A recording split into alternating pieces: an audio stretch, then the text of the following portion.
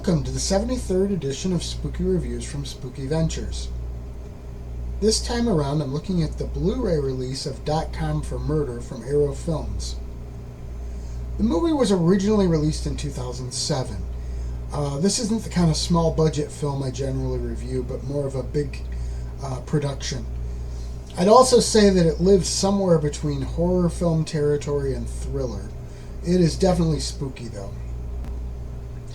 There are some really big names here, including rockers Roger Daltrey and Huey Lewis and Natasha Kinski. Story-wise, this has a lot in common with the classic Hitchcock thriller Rear Window. A woman who is in a wheelchair while she's recovering from an accident decides to prowl around in an internet chat room devoted to people looking for love. She stumbles across what she becomes convinced is an actual murder. As she and her sister, who is staying with her, attempt to get the police to take their report seriously, the killer, who is a hacker, is actually stalking them. The movie is tense and lives up to the thriller heading. I have to say that I found some of the computer stuff to be a little silly. Not in the mechanics of it, but in terms of the over-the-top graphics and such. I remember when the days when folks weren't all that familiar with computers, and that kind of stuff was common in movies. But in the modern age, we all have more familiarity with what computers can and can't do, and I think most people would find it a little absurd based on their knowledge. As someone with more experience and training on computers, I probably see it more blatantly than a lot of people would, though. Still, I mean, in 2007 even, people were a lot more familiar with computers than they were, say, in the 90s.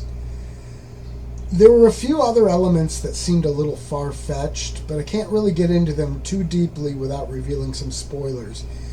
So let me just say that they involve people surviving injuries that seem to have not been survivable. Overall, I really recommend this movie a lot. It was quite the thrill ride. The killer is played brilliantly by Jeffrey Dean as a messed up but genius monster. He almost sees himself as an artist. In fact, I think he does see himself as an artist. He's always doing poetry.